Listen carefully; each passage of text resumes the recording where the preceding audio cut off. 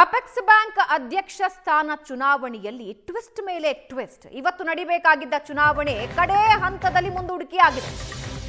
ಚುನಾವಣೆ ಮುಂದೂಡಿಸುವಲ್ಲಿ ಸಕ್ಸಸ್ ಆದ CM Siddaramaiah. Apex bank ಅಧ್ಯಕ್ಷ ಸ್ಥಾನಕ್ಕೆ ಮಾಜಿ ಶಾಸಕ ಬೆಳ್ಳಿ ಪ್ರಕಾಶ್ ನಾಮಪತ್ರ. ಅಪೆಕ್ಸ್ ಬ್ಯಾಂಕ್ ಉಪಾಧ್ಯಕ್ಷ ಸ್ಥಾನಕ್ಕೆ ಶರಣಗೌಡ ಬಯ್ಯಾಪುರ ನಾಮಿನೇಷನ್. ಕಡೇ ಗಳಿಗೆಯಲ್ಲಿ ನಾಮಪತ್ರ ವಾಪಸ್ಗೆ ಸಿದ್ದರಾಮಯ್ಯ ಮನವೊಲಿಸಿದ್ದಾರೆ.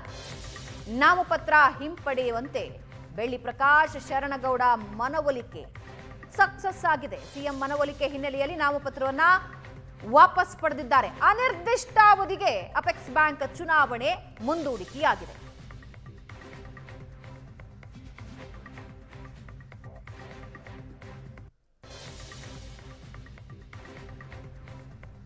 ಹನ್ನೊಂದರಿಂದ 1 ಗಂಟೆವರೆಗೆ ಅಧ್ಯಕ್ಷ ಉಪಾಧ್ಯಕ್ಷ ಸ್ಥಾನಕ್ಕೆ ನಾಮಿನೇಷನ್. 1ರಿಂದ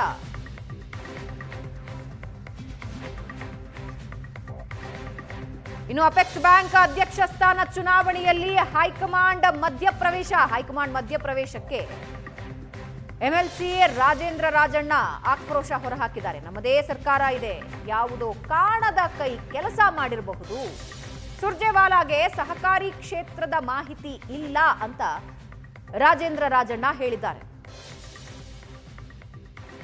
ಯಾವ ಕಾರಣಕ್ಕೆ ಈ ಬೆಳವಣಿಗೆ ಆಯ್ತು?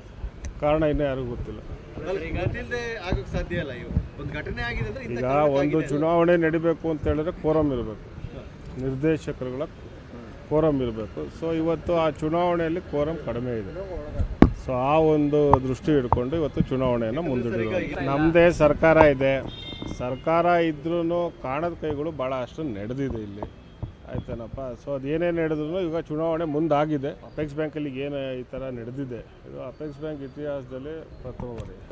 ಕರೆ ಮಾಡಿ ಚುನಾವಣೆ ಮುಂದೂಡಿ ಅಂತ ಸಲಹೆ ಕೊಟ್ಟಿದ್ದಾರೆ. ಅಲ್ಲ, ಕರೆ ಮಾಡಿ ಮಾತಾಡಿದ್ದಾರೆ ಅಂತ ಮಾಹಿತಿ ಇದೆ. ಬಟ್ ಅವ್ರು ಏನಕ್ಕೆ ಮುಂದೂಡಿಕೆ ಮಾಡಿದ್ದಾರೆ ಅಂತ ಸುರ್ಜೇವಾಲಾ ಅವರು ಹೇಳಿದ್ದಾರೆ ಅನ್ನೋಂಥ ಮಾಹಿತಿ ನಮ್ಮಲ್ಲಿಲ್ಲ, ನನ್ನಲ್ಲಿಲ್ಲ. ರಾಜಣ್ಣ ಅವರ ವಿಚಾರದಲ್ಲಿ ಈ ರೀತಿ ನಡೆಯುವಂಥ ಪ್ರಯತ್ನಗಳು ಯಾವಾಗ ಚುನಾವಣೆ ನಡೆಸಬೇಕು ಅಂತಕ್ಕಂಥದ್ದು ಚುನಾವಣಾ ಅಧಿಕಾರಿಗಳು ಯಾರು ನೇಮಕಗೊಂಡಿರ್ತಾರೆ ಅವರು ದಿನಾಂಕನ ನಿಗದಿ ಮಾಡ್ತಾರೆ. ಚುನಾವಣೆ ಪ್ರಕ್ರಿಯೆ ಸಂಪೂರ್ಣ ರದ್ದಾಗಿದೆ. ಇವತ್ತು ರದ್ದಾಗಿದೆ. ಮುಂದೆ ಯಾವತ್ತು ದಿನಾಂಕ ನಿಗದಿ ಮಾಡ್ತಾರೆ ಅವತ್ತು ಚುನಾವಣೆ ನಡೀತದೆ.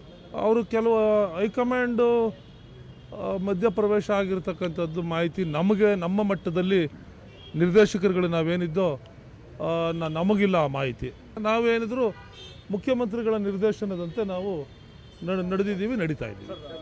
ಇನ್ನು ಅದರಲ್ಲಿ 14 ಜನ ನಾವು ಕಾಂಗ್ರೆಸ್ ಬೆಂಬಲಿತರು ಮತ್ತು ಒಂದು ಒಮ್ಮತ ಬರಲಿಕ್ಕೆ ಸಾಧ್ಯ ಆಗಲಿಲ್ವ, ನಾವು ಪಕ್ಷದ ಮುಖಂಡರುಗಳಿಗೆ ಪ್ರಕಟ ಮಾಡಲಿಕ್ಕೆ ಸಾಧ್ಯ ಆಗಲಿಲ್ವ ಅನ್ನೋಂಥ ನನ್ನ ಭಾವನೆ. ಸಿದ್ದರಾಮಯ್ಯ ಮತ್ತು DKC ಇಲ್ಲಿ ಪ್ರಮುಖರಲ್ಲ.